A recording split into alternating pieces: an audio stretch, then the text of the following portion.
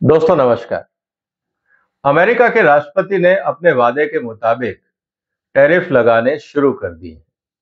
अपनी automobile industry को बचाने के लिए, जैसा उन्होंने अपने इलेक्शन कैंपेन में भी कहा था और बाद में भी कई बार प्रेस कॉन्फ्रेंस में कहा कि मुझे अमेरिका की ऑटोमोबाइल इंडस्ट्री को बचाना है। इसके लिए उन्होंने 25% कस्टम ड्यूटी बढ़ा दी। इसका मतलब ये है कि अमेरिका में अब जो भी आयातित कारें बिकेंगी, उन पे 25% ड्यूटी एक्स्ट्रा होगी। अब टोटल कितनी कारें हैं, कितनी वहां पे इसका इकोनॉमिक इम्पैक्ट है, क्यों ये सब करना पड़ा, प्रेसिडेंट ट्रंप के जो व्हाइट हाउस की तरफ से एक फैक्ट शीट जारी की गई है, उसका जरा हम विश्लेषण कर लेते हैं और फिर ये देखते हैं कि क्या भारत में भी आने वाले दिनों में अगर हमें अपनी इकोनॉमी बढ़ानी है तो क्या इस तरह के कदम उठाने पड़ेंगे, या जिस तरह से प्रेसिडेंट ट्रंप का दबाव है कि आप टैरिफ कम करिए, हम उस दबाव के अंदर काम करें। ये स्थितियां आने वाले दिनों में और क्लियर होंगी। पूरा हमारी इकोनॉमी पे, अमेरिकन इकोनॉमी पे टैरिफ बढ़ाने से क्या असर होता है, इसका विश्लेषण ऑटोमोबाइल सेक्टर का आज एक हम केस स्टडी सामने लेके इस पे काम करेंगे। इसलिए इस वीडियो को अंत तक देखिएगा। जो प्रेसिडेंट ट्रंप ने अपने जो आदेश जारी किए हैं, उसका मैं पूरा विश्लेषण आपके लिए करूंगा और साथ में हम ये भी देखेंगे कि ये सब करने से अमेरिका को क्या फायदा होगा, कंज्यूमर्स पे क्या असर होगा, क्या महंगाई बढ़ेगी। ये सब चीजें महत्वपूर्ण हैं, इनको जानना जरूरी है। इसलिए हमारे इस चैनल को आप सब्सक्राइब कर लीजिए, क्योंकि इस तरह की एनालिटिकल जानकारी मुझे नहीं लगता आपको कहीं और मिलेगी। आप हमें सपोर्ट भी करिए ताकि हम इस तरह का काम जारी रख सकें। दोस्तों, सबसे इंपॉर्टेंट बात क्या है कि प्रेसिडेंट ट्रंप ने ये कह दिया कि जो 1962 का कानून था, उसको दरकिनार करते हुए जो फ्री ट्रेड एग्रीमेंट उन्होंने साइन किए थे बाकी देशों के साथ, जो नाफ्टा वगैरह फ्री ट्रेड एग्रीमेंट की बात थी, उन सबको साइड में करते हुए उन्होंने कहा कि भाई 25% tariff on all import of automobiles and certain automobile component parts. और सीधी सी बात यह है कि जो भी पार्ट्स आएंगे या गाड़ियां आएंगी, उस पर अब कस्टम ड्यूटी लगेगी। कारण क्या दिया? Excessive imports threatening America's domestic industrial base and supply chain. अब उन्होंने कहा कि जब आप सारा कुछ विदेशों से ही लाएंगे तो हमारे यहाँ मैन्युफैक्चरिंग कोई नहीं करेगा, तो हमारे इंडस्ट्रियल एक्टिविटीज को क्या होगा, एम्प्लॉयमेंट को क्या होगा, R&D को क्या होगा। तो ये हो नहीं सकता कि हम सब कुछ आयात करें और देश की स्थिति बिगड़ती जाए। इसीलिए ये टैरिफ लगाना जरूरी है। इसलिए उन्होंने कहा कि 25% tariff will be applied on imported passenger vehicle like sedans, SUVs, crossover, mini vans, cargo vans, light trucks, as well as automobile parts or key parts like engines, transmission, power trains, electrical components, और बाकी अगर किसी और पे भी लगाने की जरूरत पड़ी तो हम उस पे भी विचार करेंगे। अब सबसे इंपॉर्टेंट बात यह थी कि भाई अमेरिका का तो अपने जो मित्र देश हैं या जो पड़ोसी देश हैं उनसे एक फ्री ट्रेड एग्रीमेंट था, उसका क्या होगा? तो उन्होंने कहा देखिए, अगर आपने अमेरिका से कोई प्रोडक्ट इंपोर्ट करके कार में लगाया है और फिर वो कार आपने वापस अमेरिका को एक्सपोर्ट करी है, तो जो अमेरिकन कंपोनेंट है उस पर टैरिफ नहीं लगाएंगे। इसका मतलब we are giving an opportunity to certify that US content and systems will be implemented such that 25% tariff will only be applicable to value of their non-US content। इसका मतलब अगर आपने गाड़ी खरीदी और उसमें आपने 50% जो स्पेयर पार्ट्स थे वो अमेरिका से इंपोर्ट करके गाड़ी में लगाए और 100 रुपए की गाड़ी आपने बेच दी, तो 50 रुपए के ऊपर, 50% के ऊपर आपका टैरिफ नहीं लगेगा। जो बचे हुए 50% है उस पर 25% टैरिफ लगेगा। ये क्लैरिफिकेशन उन्होंने कहा। कहने का मतलब अगर आप असेंबली लाइन जारी भी रखना चाहते हैं तो कोशिश ये करिए कि ज्यादा से ज्यादा कंपोनेंट आप अमेरिका के खरीदें, जिससे आप पे टैरिफ कम लगे। इनडायरेक्टली उनका कहना यह है कि जितने ज्यादा कंपोनेंट आप अमेरिका से खरीदेंगे, उतना अमेरिका का इंडस्ट्रियल बेस बढ़ेगा, वहां पे एम्प्लॉयमेंट बढ़ेगी और वहां पे स्टेट को रेवेन्यू भी मिलेगा। और जो भी कंपोनेंट है they will remain tariff free, अगर वो कंप्लायंस है उनके हिसाब से कि certified and made in America है, तो हम उसको कंप्लायंस के तहत टैक्स उस पर नहीं लगाएंगे। अब सबसे इंपॉर्टेंट चीज ये है कि साहब ये सब करने की जरूरत क्या पड़ी? उनका ये कहना है कि this is to end unfair trade practices that jeopardize US national security.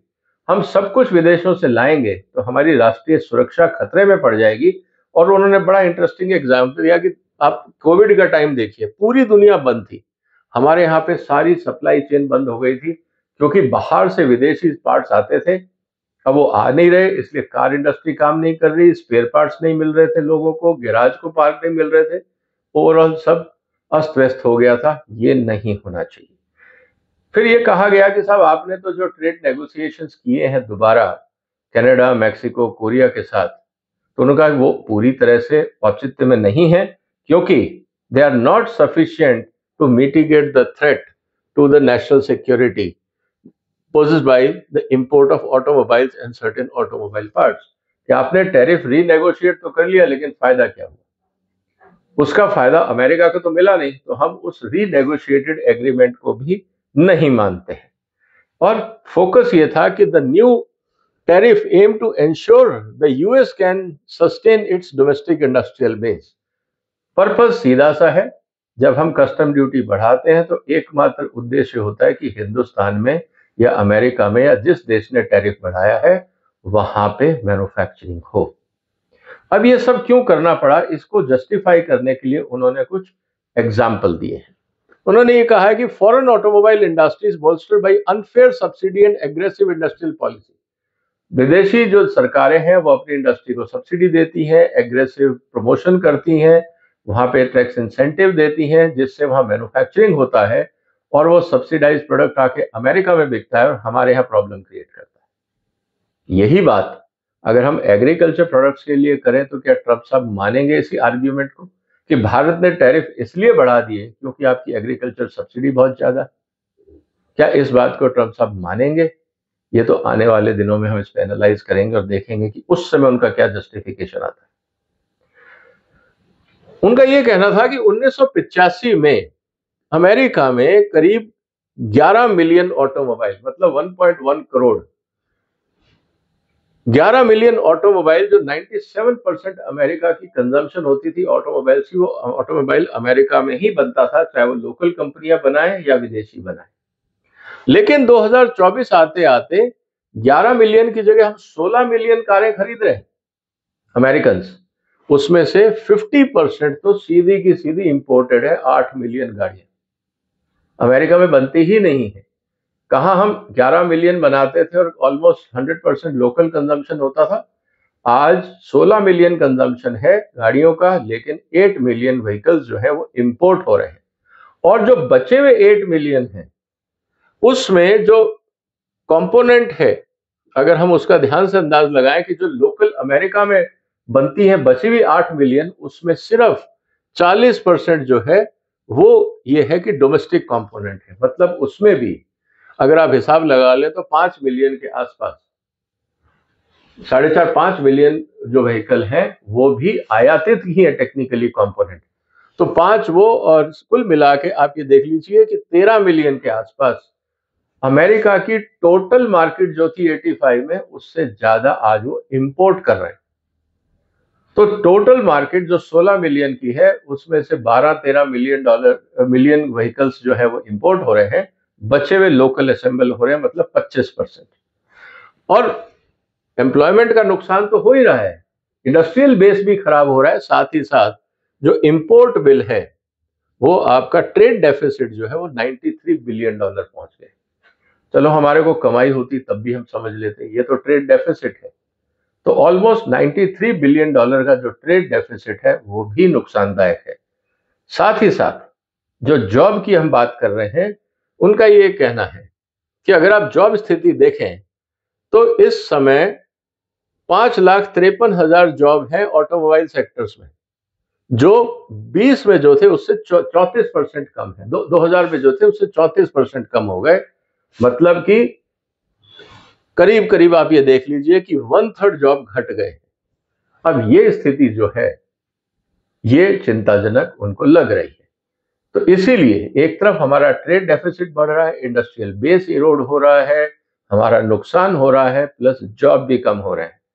और जॉब के साथ साथ जहां पे पहले ओवरऑल अगर आप देखें कि जो R&D by American owned firms lagged behind the EU which controls 53% of global R&D। American कंपनियां R&D क्यों नहीं कर पा रही हैं? वो एक्चुअली ट्रेडर बन के रह गई। विदेशी माल आता है, उनको सिर्फ शोरूम्स में बैठाना है और सर्विस करनी। क्या ये स्थिति भारत में नहीं है कि जितना हम विदेशी आयात लेंगे हमारे यहाँ R&D नहीं होगा? आप देख लीजिए, चाहे हमारे इंडस्ट्रियल गुड्स हैं, चाहे हमारे यहाँ पे केमिकल्स हैं या बाकी चीजें हैं, हम आयातित कर रहे हैं लेकिन R&D नहीं कर रहे हैं। अब सवाल ये था कि क्या इससे महंगाई बढ़ेगी? उनका कहना यह है कि जो स्टडी हुई है, जो ट्रम्प साहब का पहला टेन्योर था, उस समय उन्होंने ये पाया गया कि अमेरिका की स्ट्रांग हुई थी इकोनॉमी और साथ ही साथ जो मैन्युफैक्चरिंग बेस था वो बढ़ा था। इकोनॉमिक पॉलिसी इंस्टीट्यूट का ये कहना है कि जब टैरिफ बढ़ता है, जो हमने पिछली बार देखा, वहां महंगाई नहीं बढ़ी। जो ट्रम्प का पहला टेन्योर था, जब फर्स्ट टाइम प्रेसिडेंट बने थे, उस समय ये देखा गया and only had a temporary effect on overall price level. थोड़े समय के लिए था, उसके बाद जब डोमेस्टिक बेस बढ़ जाता है तो उसके बाद फिर लोकल सप्लाई आ जाती है, तो जो महंगाई बढ़ती है वो आप कंट्रोल में कर लेते हैं। यहां तक कि उन्होंने ये कहा कि जब आप टैरिफ बढ़ाते हैं, इंपोर्टेड माल जब सस्ता नहीं होता है तो कंज्यूमर्स को इंसेंटिव होता है लोकल माल खरीदने में, और लोकल माल खरीदने से फायदा होता है। यहां तक कि जो बाइडेन की जो सेक्रेटरी ट्रेजरर थी, उन्होंने भी ट्रेजरी सेक्रेटरी थी, उन्होंने ये कहा कि भाई I don't believe that American consumers will see any meaningful increase in the price that they face. कि जिस तरह से ट्रम्प साहब टैरिफ बढ़ा रहे हैं, मुझे नहीं लगता इससे कोई बहुत ज्यादा महंगाई अमेरिका में बढ़ेगी। और साथ ही साथ उन्होंने कहा कि अगर ओवरऑल हम 10% ग्लोबल टैरिफ बढ़ा देते हैं तो जो इकोनॉमी है वो $728 बिलियन बढ़ेगी, 2.8 मिलियन जॉब्स क्रिएट होंगे और रियल हाउस होल्ड इनकम जो है वो करीब 5.7% की दर से बढ़ेगी। तो ये जब सब चीजें सामने आई तो इससे एक बात तो समझ में आती है दोस्तों, यही आर्ग्यूमेंट भारत सरकार भी तो इस्तेमाल कर सकती है ट्रंप के साथ जब नेगोशिएशन हो, कि भाई टैरिफ बढ़ाने से एम्प्लॉयमेंट बढ़ता है, वही तो हम इंडिया में कर रहे हैं। तो आप चाहते हो कि अमेरिका में एम्प्लॉयमेंट बढ़े और इंडिया में कम हो, इसलिए आप चाहते हो कि आप टैरिफ बढ़ाओ और हम कम करें। इस तरह के जो सवाल हैं, आने वाले दिनों में भारत सरकार इसको कैसे हैंडल करेगी ये देखेंगे। लेकिन एक बात तो क्लियर है कि आने वाले दिनों में जो WTO के तहत हम एक टैरिफ रिड्यूस्ड वर्ल्ड की बात कर रहे थे, वो अब रिवर्स हो गया है। जस्टिफिकेशन हमने देखा और प्रेसिडेंट ट्रंप ने ये कर भी दिया। इसका असर आने वाले दिनों में सबको दिखेगा और फिर देखेंगे कि दुनिया में इसका क्या असर है, भारत में क्या असर है। लेकिन जाने से पहले मैं आपको एक आंकड़ा और दिखाना चाहता हूं, भारत पे इसका असर क्या होगा।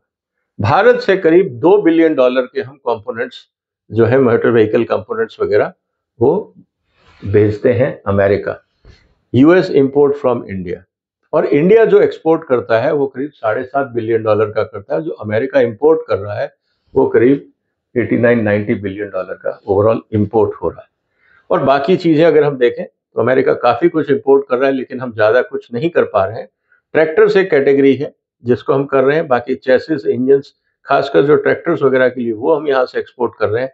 तो अगर हम टोटल देखें तो 2.5 बिलियन के आसपास, मतलब करीब 20-22 हजार करोड़ रुपए का जो ऑटो कंपोनेंट्स है या ऑटोमोबाइल पार्ट्स है, वो हम अमेरिका को एक्सपोर्ट करते हैं। अब उस पर 25% टैरिफ लगेगा।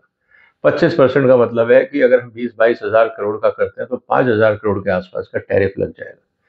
5,000 टैरिफ लगने के बाद क्या भारत के कंपोनेंट्स अमेरिका में सस्ते रहेंगे या इंडियन कंपनीज वहां जाके मैन्युफैक्चर करेंगी? किस तरह से भारत का जो ऑटोमोबाइल कंपोनेंट सेक्टर है उस पर असर होगा, ये तो आने वाला वक्त बताएगा। लेकिन असर होगा। जैसे मैंने कहा कि करीब 20,000 करोड़ के आसपास का ये क्षेत्र है। अब इनमें से काफी सारे MSME होंगे, उनके लिए भारत सरकार क्या रास्ता निकालेगी, लोकल इंडस्ट्रियलाइजेशन कैसे उनकी हेल्प करेगा, ये आने वाले दिनों में हम चर्चा करें। उम्मीद है दोस्तों कि जिस तरह से टैरिफ वार शुरू हो गया, अब आप 2 अप्रैल का इंतजार करिए जब ट्रंप साहब ने कहा कि मैं पूरी दुनिया में रेसिप्रोकेटिंग टैरिफ के ऊपर एक्शन प्लान बना के रिलीज करूंगा। अब 2 अप्रैल का इंतजार है, देखते हैं क्या होता है। आप इस वीडियो को दोबारा देख सकते हैं क्योंकि इंपॉर्टेंट है ये समझना कि क्या जस्टिफिकेशन दिए गए थे टैरिफ इंक्रीज करने के। इस वीडियो को आप शेयर कर सकते हैं, इस चैनल को सपोर्ट करिए, सब्सक्राइब करिए। फिर मुलाकात होगी एक और महत्वपूर्ण मुद्दे के साथ। तब तक अपना ध्यान रखिएगा। फिलहाल वंदे मातरम।